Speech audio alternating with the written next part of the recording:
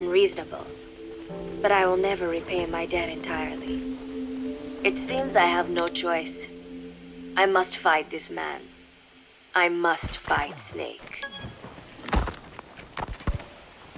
Do you know Miller, Snake's right-hand man? Apparently has got at least one serious weakness. He is an insatiable womanizer. He does not bother me, most likely because he considers teenagers off limits. But he has hit on every single one of the few female soldiers here at Mother Base. They ought to be telling him where to stick it, but end up falling for it so easily. I think some of it stems from the fact that he is actually not that bad looking. Anyway, today, that nasty habit got him in trouble. He and Snake got into one of their rare fights, and I was there to see it. They burst out of the showers, completely naked, trading punches. I am no child. The sight of a naked man does not make me blush. But this was something else. Maybe this'll teach you, Snake yelled as he slammed his fists into Miller's chest. I heard later that apparently he had been two-timing someone, and that same someone had gone to Snake with her troubles. As I see it, it is her own fault for letting herself be deceived like that. If she is too dumb to see through Miller's lies, then she got what she deserved. But this was not the first time it had happened, or the second, and Snake read Miller the riot act. Miller argued back, and what began as a shouting match turned into a fist fight. "You son of a bitch," Miller yelled as he swung. "Not bad," said Snake, smiling, "but not good enough." And then he was back on the offensive. They had already been at it pretty hard in the showers, and their bodies were covered with bruises. Both of these men had been trained for war, their bodies deadly weapons. They were each bleeding from a dozen places. All this from a fist fight. Even so, it was far less gruesome than if they had given it their all. It was obvious that one of them would be dead were they fighting for real. Miller took another swing, yelling, "Try this then!" Snake parried, then responded in kind. But I could tell he was not aiming for anything vital. "You are one tough bastard, boss," Miller muttered. A smile crept across his face as he caught his breath. And then they went right on fighting. Blood and sweat flew off their glistening bodies. It was combat without hatred or hostile intent. I had never seen violence like this before. And yet, it was more than just a friendly tussle. They were utilizing every technique they knew. It was not a sporting match. They were not playing by the rules. How could they keep this up? At last, the two men tired themselves out, and the bizarre scene came to an end. They looked at each other's battered bodies, and then burst out laughing, embracing and congratulating each other on a good fight. It all seemed so idiotic. I still cannot fathom such behavior. But somehow, I got the sense that for all his womanizing, Miller really only trusted one person, and that was Snake. There was no way I could ever come between the two of them. And at that thought, I began to feel as if I had lost. All of Mother Base is preparing for a festival. Since Snake and his soldiers spend so much time fighting, they are setting aside one day a year for peace and relaxation. I do not know all the details, but apparently that is what Snake and Miller decided. These soldiers love the idea, of course. There is so little fun to be had here that everybody looks forward to events like these. That is all well and good, but somehow I got roped into getting on stage. "Come on, we even both have peace in our name," said Miller. "And Zdarnov, that old Ruski's name, has something to do with peace too, right? Hey, as long as we're having a day of peace, we ought to get an act together. The Three-Piece Band." I thought he was joking. He then proceeded to share his idea without bothering to check with me. And now, I am slated to sing. Apparently, he had heard me on the deck one day, and since then he's wanted to form a band. Everybody's looking forward to it, so there is no way for me to back out now. I have never done anything like this, but it does feel kind of nice to know that people are looking forward to it. I mean, it cannot be any worse than Miller's singing. but modifications to Zeke are already finalized, and I must complete my mission. Betray Cypher now, and I will face a fate far worse than death. Still, there's no need to put things in motion just yet. What difference would it make to just wait a little while longer? A whole day of peace.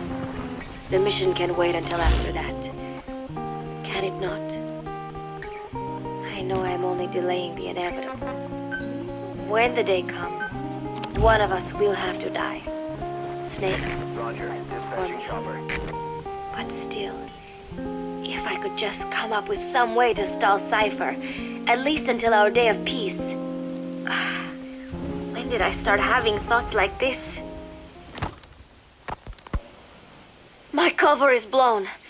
They know nothing of Cypher or my true objective, but they know I am a spy. There is no more time left. I must act now. I must complete my mission. How did it come to this? All I wanted was 3 more days. Just 3. Miller's already finished writing the song. It is called Love Deterrent. It is about a girl who cannot express her true feelings. I have been practicing. I am no pro, but I was pretty sure I would do a decent job. And now this. Cypher found out that Zeke was complete. He must have someone inside Mother Base besides me, spinning his tightly wound web of control, leaving no room for individual will. Typical. When they found out Zeke was complete, I was ordered to execute the operation immediately. If I was going to enjoy just 1 day of peace, I had to ensure the plan could not move forward. I tried to sabotage Zeke. I thought by damaging the drive system, they would have no choice but to delay their plans. I waited until midnight, and then snuck into the hangar. There would be trouble if it looked like sabotage. I selected one of the drive system's load-bearing parts and carefully worked to warp its shape. The leg's drive system requires a high degree of precision to operate. Even the smallest deviation would have done it. Then, Chico walked in. Maybe it was one of those nights where he could not sleep. In any case, he saw me, panicked, and took off running. It would have been easy to kill him, but I could not. I know he likes me. It is not as if I would ever have an interest in a child like him, but I could not pull the trigger.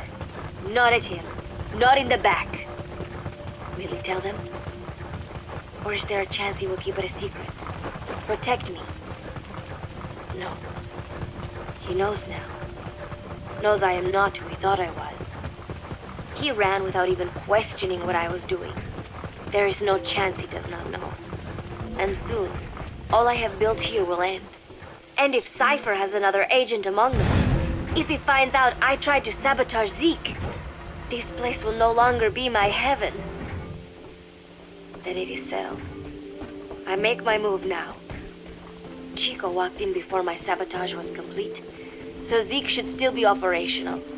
It might not run at full speed or power, but I do not have time to fix that. Without Zeke, I do not have a chance in hell of winning. I must act fast before Chico sounds the alarm. I knew it would come to this.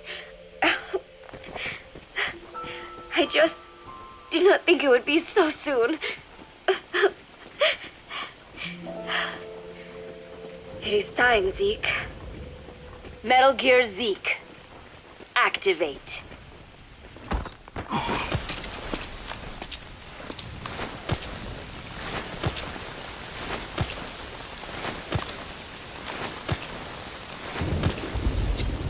Speak. Spit it out.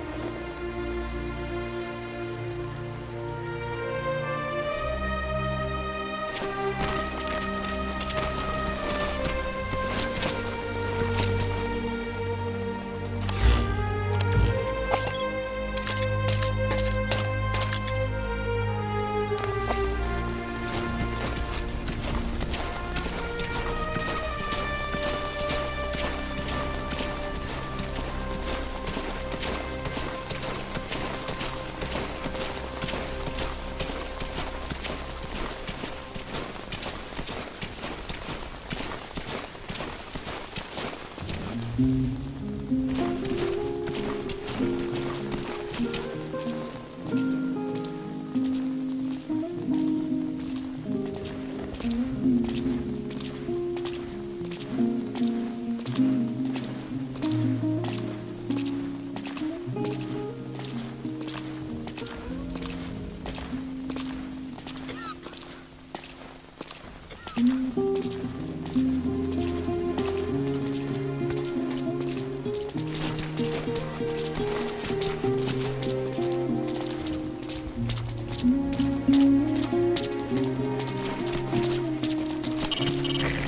your night vision goggles will help you see better in dark areas.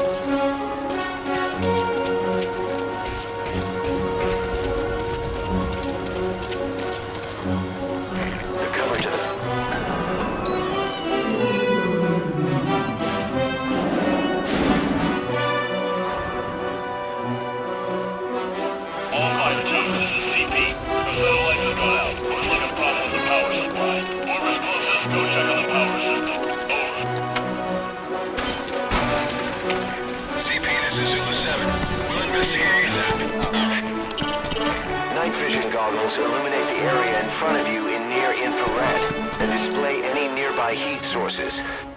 They'll reveal a lot you couldn't see with the naked eye.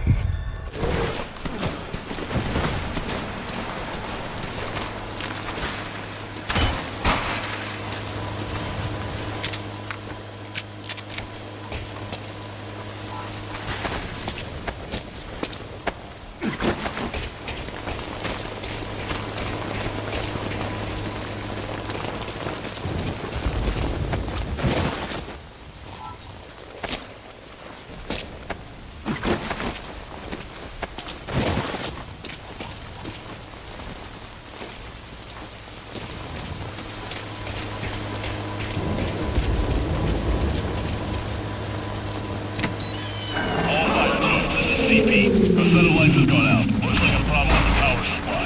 Whoever's closest, go check on the power system. Over. CP, this is Delta 4. Investigating now. Out.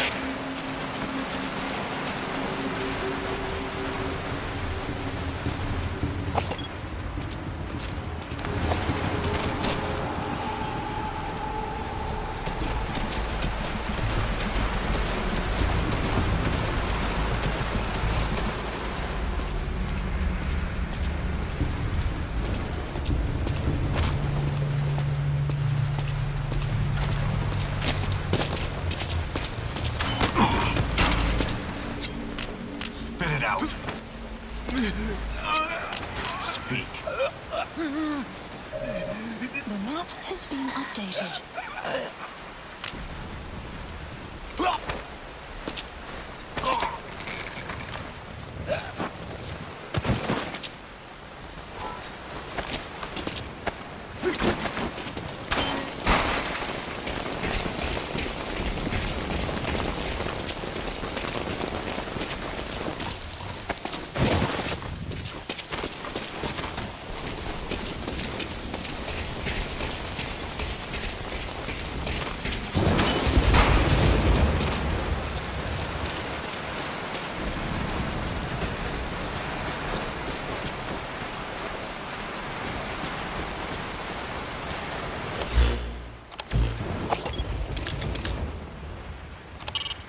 Looks like the emergency override button to open the gate.